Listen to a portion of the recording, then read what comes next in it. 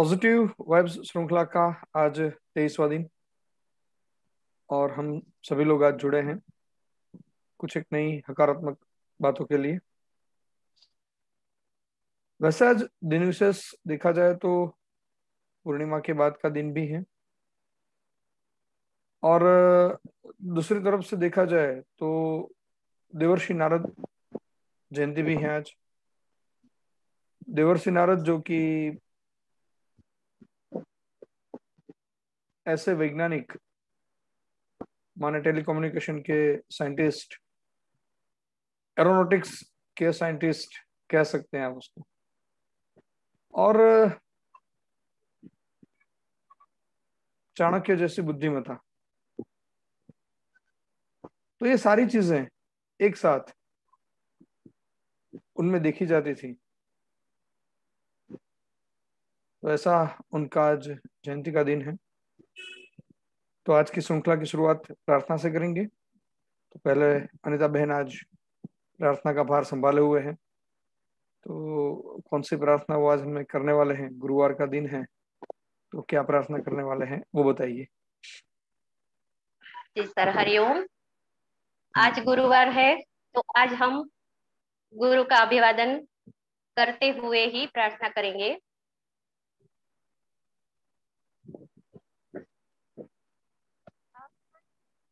मंडलाकारं व्याप्तं येन चराचरं तत्पदं दर्शितं येन तस्मै श्री गुरुवे नमः।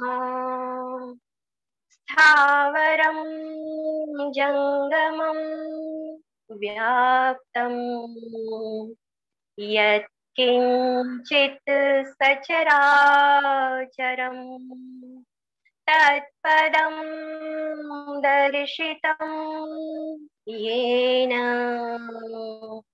तस्मै श्री गुरुवे नमः। तस्मै श्री गुरुवे नमः। अर्थात गुरु, उस महान गुरु का हम अभिवादन करते हैं जिसने उस अवस्था का साक्षात्कार करना संभव किया, जो पूरे ब्रह्मांड में जीवित और मृत सभी में व्याप्त है, चल और अचल सभी जगह पर व्याप्त है। अस्तु। गुरुवार के दिन सभी ने अपने अपने गुरुओं को याद किया है और उसके चरणों में, उसके कर्ण कमलों में हम सभी का सादर वंदन है। तो धन्यवाद अनिता बहन एक बढ़िया प्रार्थना के लिए। आगे चलेंगे हम सुविचार या आज के विषय की तरफ। आज के विषय की बात हमारे साथ तारा बहन करेंगे। थोड़ा अदल बदल हमने आज किया हुआ है, तो नया नया सीख रहे हैं सभी हम। तो आज की बात लेकर, ज्ञान की बात लेकर शायद तारा बहन आज क्या कहने वाले हैं वो बताएं। आज हम सप्तऋषि की कहानी के कुछ भाग के बारे में बात करेंगे। बढ़िया, बताइए। हम सब ने आकाश में चम्मच के आकार में कुछ तारे जरूर देखे होंगे। उन तारों को सप्तऋषि मंडल कहा जाता है। वेदों में तारों के बारे में वर्णन किया गया है। भारत के 7 महान संतों ऋषियों के नाम पर सप्तऋषि मंडल का नामकरण हुआ है, जिनमें कश्यप, अत्रि, भारद्वाज, विश्वामित्र, गौतम, जमदग्नि, वशिष्ठ ऋषियों के नाम बताए गए हैं। सप्तऋषि मंडल को रात्रि में उत्तरी गोलार्ध में देखा जा सकता है। ये तारे चौकोर और तिरछी रेखा में होते हैं, देखने में पतंग के आकार जैसे दिखते हैं। ये 7 तारे ध्रुव तारा का चक्कर 24 घंटे में लगाते हैं। सप्तऋषि तारामंडल के एक गैलेक्सी भी पाई जाती है। तो ऋषियों में ऋषि विश्वामित्र, यह वैदिक काल के प्रसिद्ध ऋषि थे। उनकी तपस्या मेनका ने भंग की थी। इन्होंने ही गायत्री मंत्र की रचना की है, जो आज भी चमत्कारिक मंत्र माना जाता है। एक बार ऋषि विश्वामित्र वशिष्ठ के आश्रम में गए। उनका सत्कार ऋषि वशिष्ठ ने कामधेनु गाय के द्वारा दिए गए भोजन, फल और दूध से किया। कामधेनु गाय को देखकर ऋषि विश्वामित्र लोभी बन गए थे। वे मन ही मन कामधेनु गाय को प्राप्त करना चाहते थे। उन्होंने वशिष्ठ से कामधेनु गाय मांगी, पर उन्होंने मना कर दिया। ऋषि वशिष्ठ को अपने लिए आवश्यक वस्तुओं की पूर्ति के लिए कामधेनु गाय की बहुत आवश्यकता थी, इसलिए उन्होंने गाय देने से असमर्थता बताई। फिर वशिष्ठ और विश्वामित्र के बीच कामधेनु गाय के लिए युद्ध भी हुआ था। ब्रह्मा जी ने ऋषि विश्वामित्र की तपस्या से प्रसन्न होकर उन्हें ब्राह्मण की उपाधि प्रदान की थी। अभी हम ऋषि कश्यप के बारे में बताए तो कश्यप ऋषि की 70 पत्नियां थी। अदिति नाम की पत्नी से सभी देवता और दिति नाम की पत्नी से दैत्यों की उत्पत्ति मानी गई है। शेष पत्नियों से भी अलग अलग जीवों की उत्पत्ति हुई है। तो ये थी आज की ऋषियों के बारे में थोड़ी बहुत जानकारी। बढ़िया दाराबेन, एक देवर्षि की जन्म जयंती पर हम सप्तर्षि जो हमारे प्रमुख 7 ऋषि हैं उनके बारे में हम आज थोड़ा ज्ञान हमने प्राप्त किया और उनके जो विचार हैं, उनके जीवन कवन को थोड़ा आपने सामने रखा। आज विषय नहीं है मगर फिर भी दिति और अदिति जो आपने कहा, भगवान और दैत्यों का जन्म, दिति को माता माना जाता है राक्षसों के, दैत्यों की, तो उस विषय में भी बहुत सारी बातें हैं और खास करके गर्भ संस्कार को जोड़कर और ये विषयों को भी जोड़ा गया है कि एक ही व्यक्ति से कैसे दैत्य और दानवों की उत्पत्ति हो सकती है, कैसे विषय बदल सकते हैं, कैसे ये सब चीज हो सकती है। हिरण्याक्ष हिरण्यकश्यप के साथ भी जो है यही कहानी है कि ऋषि पुत्र होने के बावजूद भी एक कुबेर हैं जो भगवान के पूरे जो कहते हैं जो वेल्थ है, उनकी खजाना है, उसकी रक्षा कर रहे हैं, उनके देव हैं। और दूसरी तरफ हिरण्यकश्यप हैं जो देव के सामने पड़े हुए हैं और भगवान को मान नहीं रहे। तो पूरा जो विषय है कि हमारे यहाँ डिजायर चाइल्ड बनाने की जो पूरी संभावनाएं जो थी उसमें ये सारे विषय बहुत अच्छे से जुड़े हुए हैं। कभी मौका मिलेगा तो उसकी भी बात करेंगे आगे डिटेल में। धन्यवाद धराबेन आपका।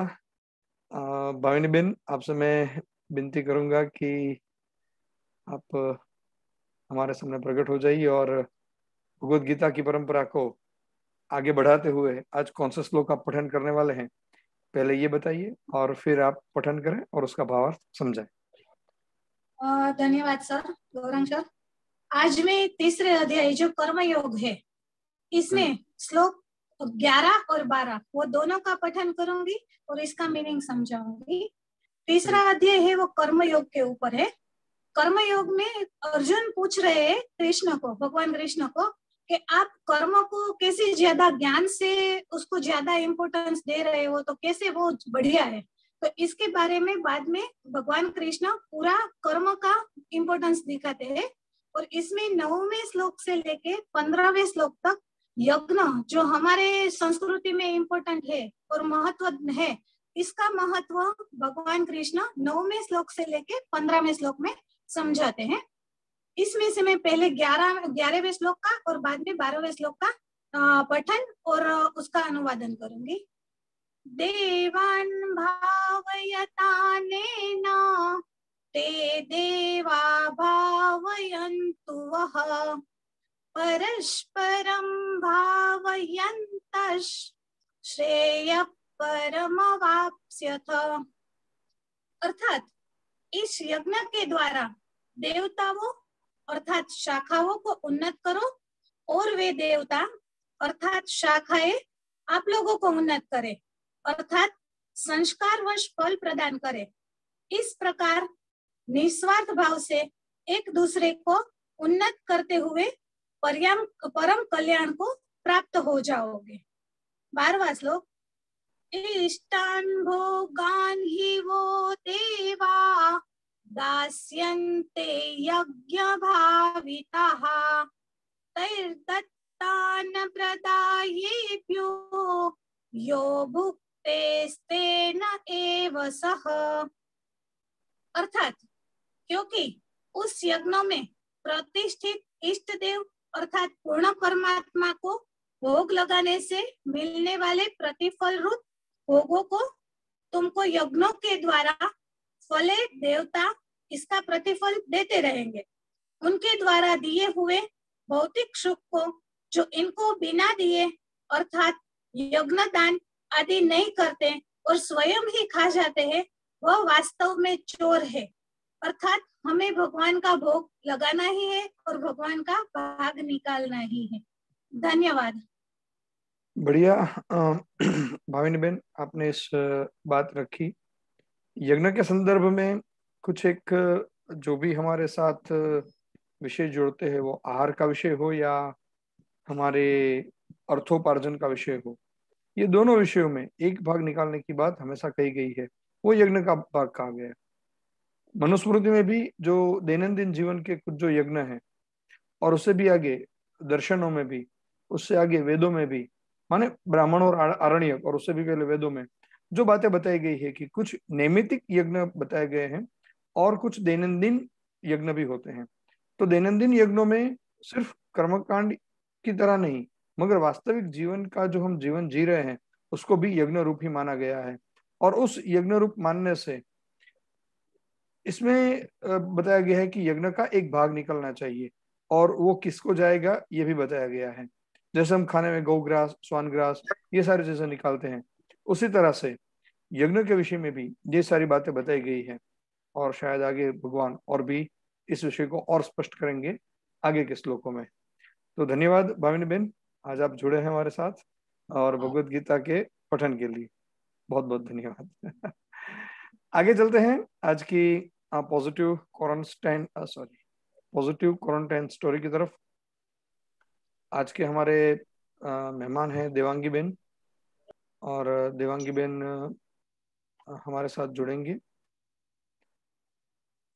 और उनका परिचय हर रोज की तरह अमी बहन ही करवाएंगे। और अमी बहन के परिचय के बाद हम देवांगी बहन से उनकी पॉजिटिव क्वारंटाइन स्टोरी सुनेंगे। अमी बहन। आज हमारे साथ जुड़ी हुई है देवांगी जी कोटक। उन्होंने कंप्यूटर साइंस में एमटेक किया हुआ है और तकरीबन 14 साल तक उन्होंने वीवीपी कॉलेज में एज अ प्रोफेसर बहुत ही अच्छे से बच्चों को पढ़ाया है।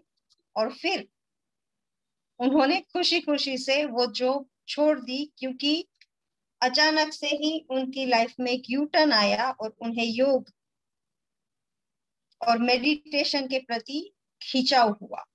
तब से लेकर वो योग के क्षेत्र में जुड़ी हुई है और उन्होंने विपश्यना का भी 2 बार कोर्स किया हुआ है और हाल में वो डिप्लोमा इन योग की तैयारियां कर रही है। तो आइए सुनते हैं देवांगी कोटक से उनकी पॉजिटिव क्वारंटाइन स्टोरी। नमस्कार टू एवरीवन। सबसे पहले मैं कहूँगी thank you to Gaurang sir और अमी बेन, मुझे इस पॉजिटिव वाइब्स की जो श्रृंखला चल रही है उसमें जोड़ने के लिए मैं अपने आप को खुश नसीब समझ रही हूँ। Thank you very much. और अगर मैं अपनी स्टोरी कोरोना वाली स्टोरी स्टार्ट करूँ तो अपने सिम्टम्स से मैं स्टार्ट करूँ तो मुझे पहले गले में खराश और जलन स्टार्ट हुई थी।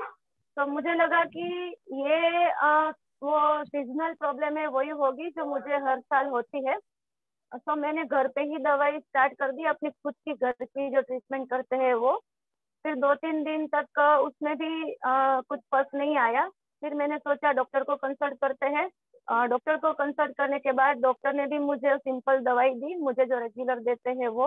उसके बाद भी 2-3 दिन बाद मुझे फीवर शुरू हुआ।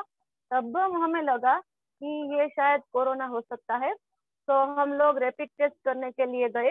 रैपिड टेस्ट किया, वैसे तो किसी को कोरोना नहीं चाहिए होता है, तो मुझे भी नहीं चाहिए था, लेकिन रैपिड टेस्ट किया तो उसमें नेगेटिव आया। तो पहले तो मैं खुश हो गई कि हाँ चलो अभी ये कोरोना तो नहीं है, लेकिन सिम्टम्स कुछ ऐसे थे। तो हमने, मेरे जो मामा है डॉक्टर है यहाँ पे राजकोट में, डॉक्टर राजन लुक्का, उसको कंसल्ट किया। तो उसको लगा कि हाँ ये सब कोरोना के सिम्टम्स है, भले ही रैपिड में और आरटीपीसीआर में नहीं आते हैं। इस साल ज्यादातर वही हुआ था।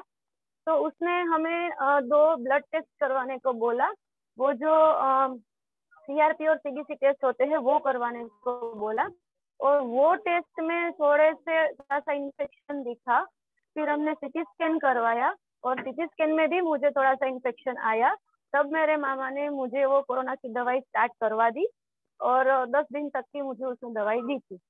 जब हमने सीटी स्कैन करवाया, उससे पहले जो सिम्टम्स शुरू हो गए थे फीवर के, तभी से मैं क्वारंटाइन हो गई थी।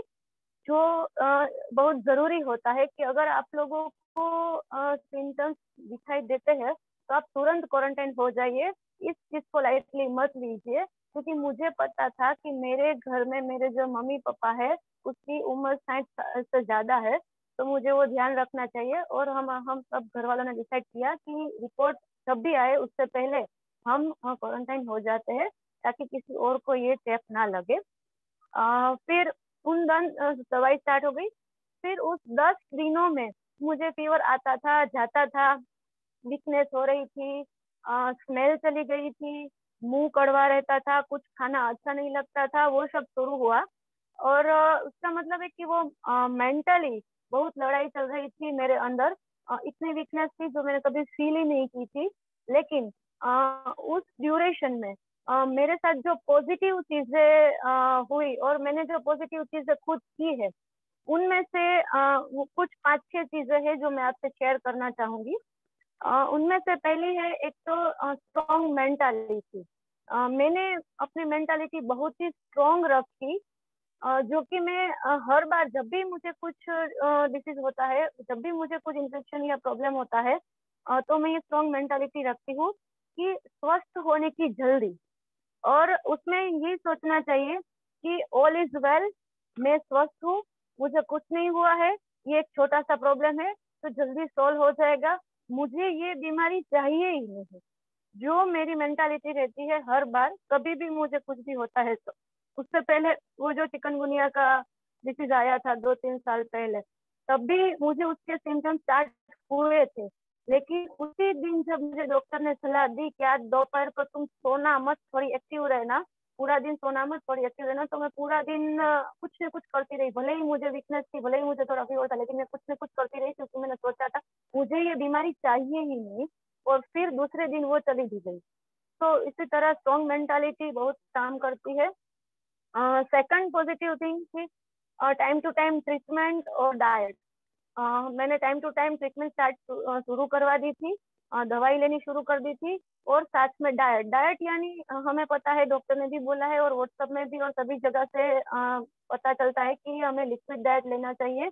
तो नारियल पानी, मौसम्बी जूस, गुड़ नींबू का पानी, वो सभी जेड का पानी जो होता है एनर्जी वाला, विटामिन सी युक्त कोई भी लिक्विड है, वो सब चीजें हमने स्टार्ट कर दी थी।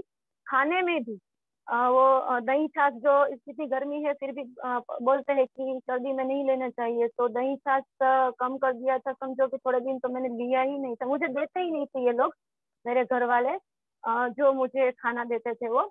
तो उस तरह से हमने रेगुलर डाइट फॉलो किया। और नेक्स्ट चीज थी फैमिली सपोर्ट। मेरे फैमिली में मेरे मम्मी पापा और भाई भाभी है, तो उन सब ने मुझे इतना सपोर्ट किया। मुझे टाइम टू टाइम जो भी चाहिए था वो देते गए। मुझे बोलते रहे कि अब अपना फीवर चेक करो, अपना वो ऑक्सीजन चेक करके हमें बताओ। फिर टाइम टू टाइम कोई दवाई लेनी हो, ये जो जूस बनाने हैं वो सब मम्मी और भाभी बना के देते थे, वो सब उन लोगों ने किया। तो फैमिली सपोर्ट था, इसलिए मैं जल्दी अच्छी तरह से बाहर निकल पाई। वो एक वार्मथ होता है जो जरूरी होता है इस तरह की चीजों से बाहर निकलने के लिए। नेक्स्ट चीज थी जो अम्मी बहन ने बताया कि मैं योगा और मेडिटेशन करती हूँ। तो योगा, प्राणायाम और मेडिटेशन, ये सब चीजें मैं पिछले कई टाइम से करती आ रही हूँ।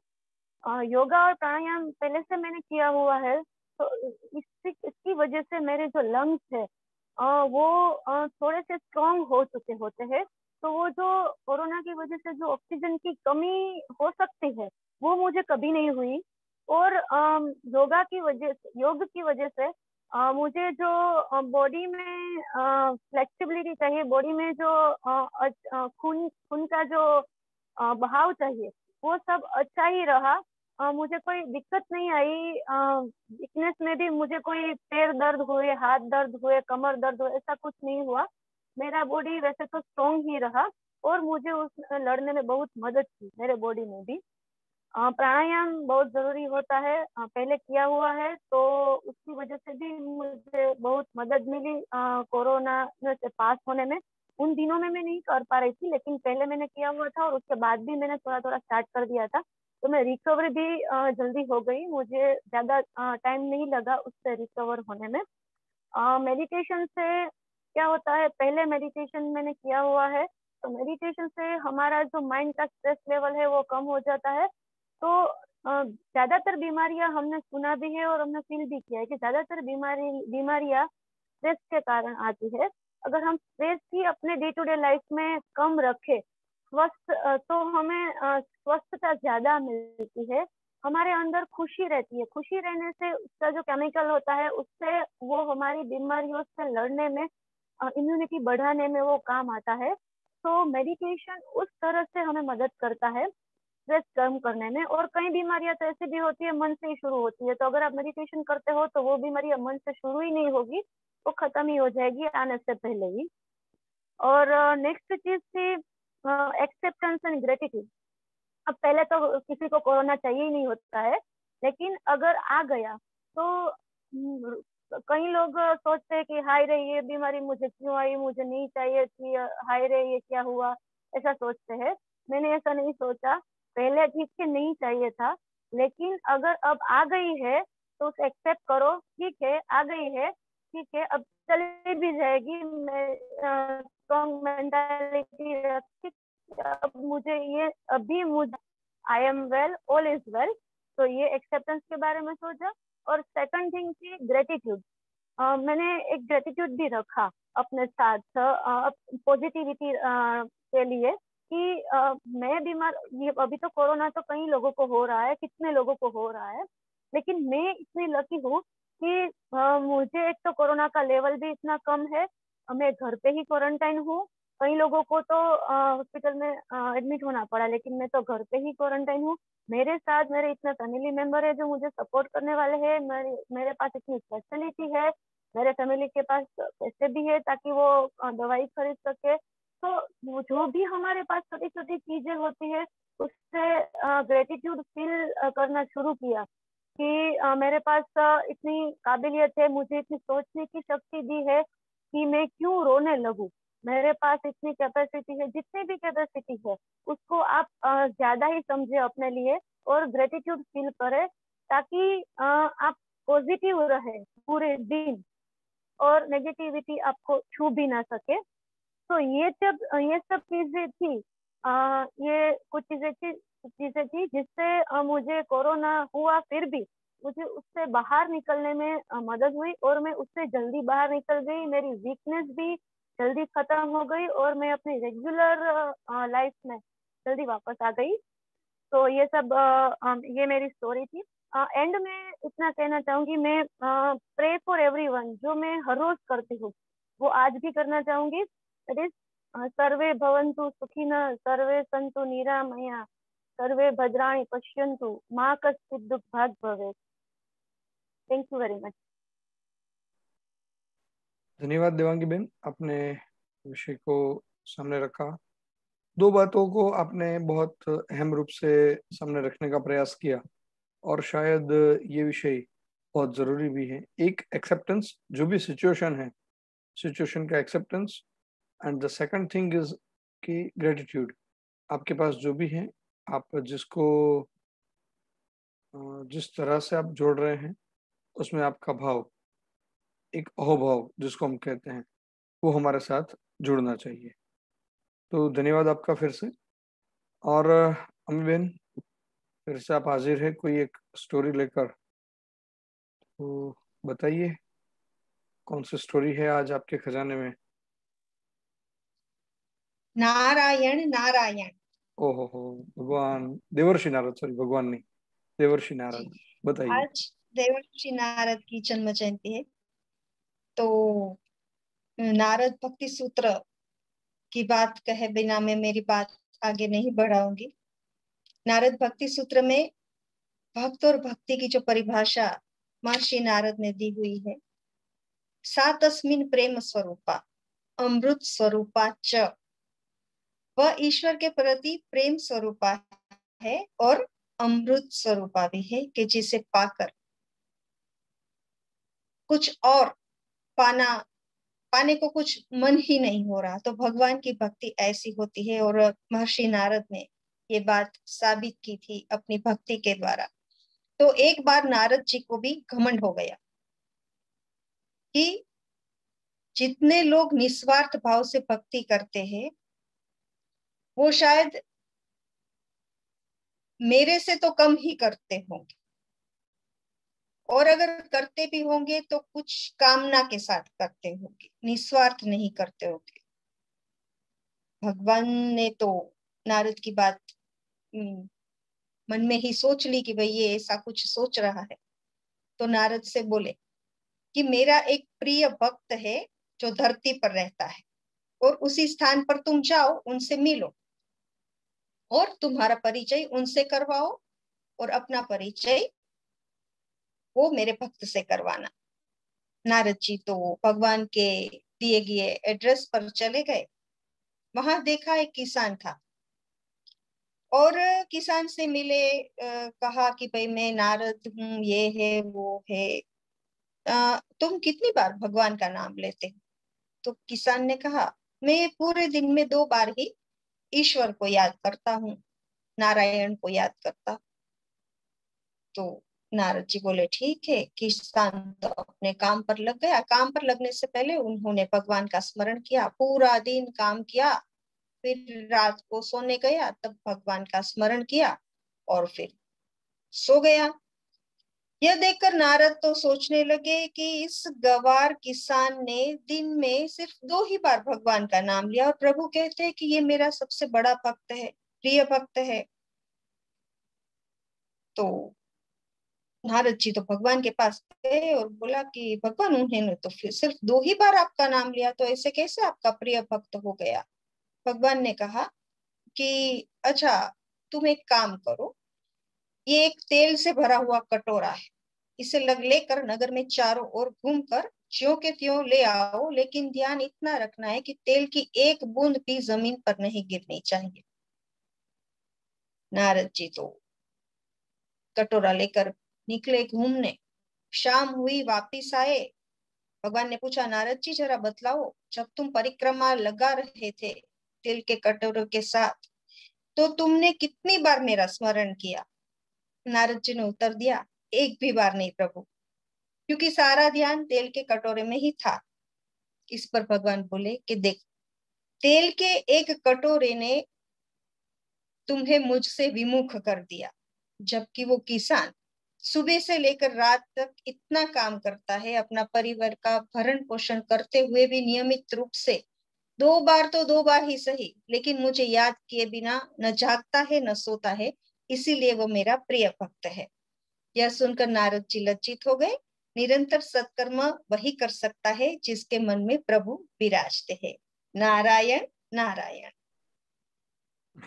बढ़िया बात, एक विषय सामने रखा हुआ है आपने। शायद इसके लिए और कहने का कोई विषय नहीं है कि किस तरह से हम भगवान के प्रति जुड़ते हैं। ये जुड़ने के विषयों को ही बात है। भक्त के प्रकारों में श्रीमद् भगवद गीता ने भी 4 भक्त के जो प्रकार बताए हैं, उसमें भी कुछ ऐसे विषयों को ही माने उसके लिए उन्होंने शब्द प्रयोग किया है ज्ञानी का, कि ज्ञान से जुड़कर वो ज्ञानी माने कोई पंडित ऐसा नहीं है, मगर जो समझ कर मेरी भक्ति करता है। तो ऐसे छोटे छोटे विषय, ऐसी छोटे छोटे कथानकों से हमें सीखने को मिलते हैं। तो बहुत धन्यवाद आपका कि आपने आज महर्षि नारद, सॉरी देवर्षि नारद की ये कथा हमें सुनाई। तो ये थी आज के लिए हमारी पॉजिटिव वाइब्स श्रृंखला की एक कड़ी। अब हम आपके साथ कल से फिर जुड़ेंगे कुछ नए विषयों को लेकर, कुछ नई हकारात्मक बातों को लेकर। मगर उससे पहले हम शांति मंत्र का सभी पठन करेंगे। तो अनीता बहन से मैं विनती करूंगा कि विश्व कल्याण के भाव को साथ में रखते हुए शांति मंत्र का पाठ करवाएं।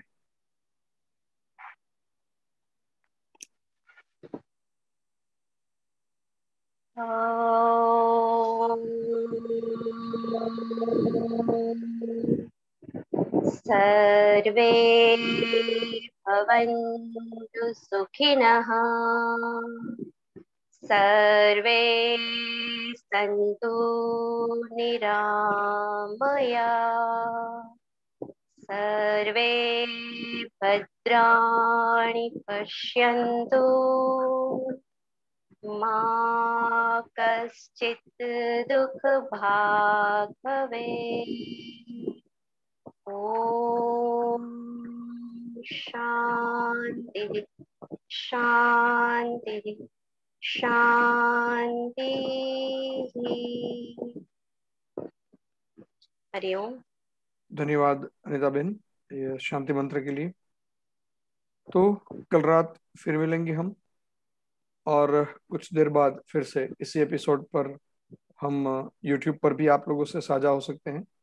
तो आप YouTube पर भी इस विषय को, पॉजिटिव वाइब्स चैनल पर इस एपिसोड, इस सकारात्मक बातों को सुन सकते हैं। तो कल रात 9:30 बजे फिर से मिलेंगे। तब तक भगवान से प्रार्थना रहेगी कि आप सभी सलामत रहें, स्वस्थ रहें और हकारात्मक रहें। धन्यवाद।